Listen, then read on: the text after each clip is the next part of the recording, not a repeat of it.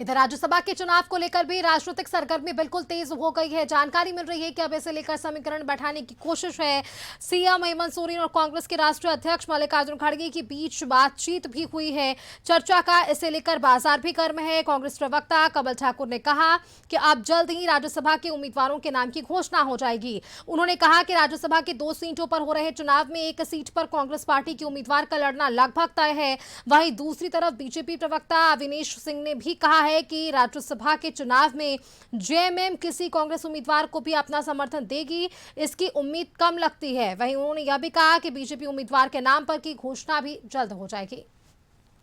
Bharatiya Janata party अभी राज्यसभा का आपने देखा होगा, अभी 2-4 दिन पहले हमारे माननीय प्रदेश अध्यक्ष प्रोफेसर आदित्य साहू जी ने उस पर एक प्रेस वार्ता भी किया था और स्पष्ट किया है कि हम उम्मीदवार देंगे। हमारी भागीदारी यहाँ की राज्यसभा के चुनाव में होगी, पुरजोर तरीके से होगी। और रही बात कांग्रेस अपना जो ख्वाब पाली हुई है वो समय बताएगा। राजनीति है, राजनीति में कई प्रकार के अंगणित समय पर बनते हैं और जैसे कहा जाता है क्रिकेट संभावनाओं का खेल है, तो राजनीति भी कुछ हद तक संभावनाओं का खेल है। और भारतीय जनता पार्टी ऐसा मानती है कि ये झारखंड प्रदेश में जो राज्यसभा का चुनाव है वो इसलिए भी महत्वपूर्ण होगा कि राष्ट्र हित में, समाज हित में, इस राज्य के हित में भी विधायक अंतरात्मा से मत। राज्यसभा का चुनाव जो होता है ना, बड़े स्तर का चुनाव है, तो मुख्यमंत्री जी भी जानते हैं कि दोनों दल को मिलकर चलना होगा।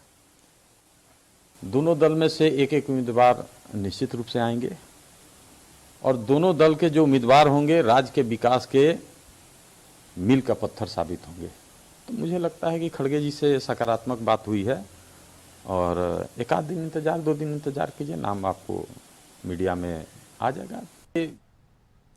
और झारखंड में नशीले पदार्थों के सेवन का मामला तेजी से बढ़ता जा रहा है। अब इसे लेकर ही बीजेपी प्रवक्ता अविनेश सिंह ने हेमंत सरकार पर सवाल खड़े किए हैं। कहा कि झारखंड में नशीले पदार्थों के सेवन करने का मामला खुलेआम चल रहा, सरकार के ऊपर इसकी जिम्मेदारी है, लेकिन सरकार इस पर ठोस कार्रवाई नहीं कर रही, जिसके कारण ड्रग्स का अवैध कारोबार का धारा लगातार बढ़ता जा रहा है। इधर कांग्रेस के प्रदेश प्रवक्ता कमल ठाकुर ने सरकार का खुलकर बचाव किया।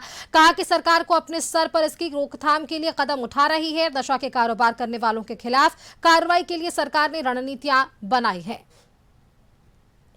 ड्रग्स जो है युवाओं को खोखला करता है, मानसिक स्थिति उनकी खत्म कर देता है।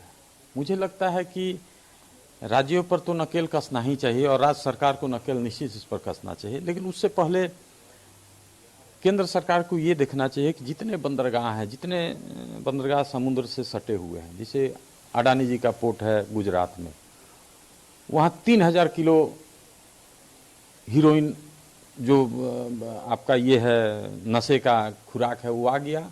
आज तक उस पर कोई कार्रवाई केंद्र सरकार ने नहीं किया। तो इस तरह का जो चीज़ है, बंदरगाह वाला जो चीज़ है, उस पर केंद्र सरकार को नियंत्रण रखना चाहिए कि क्या आ रहा है क्या नहीं आ रहा है।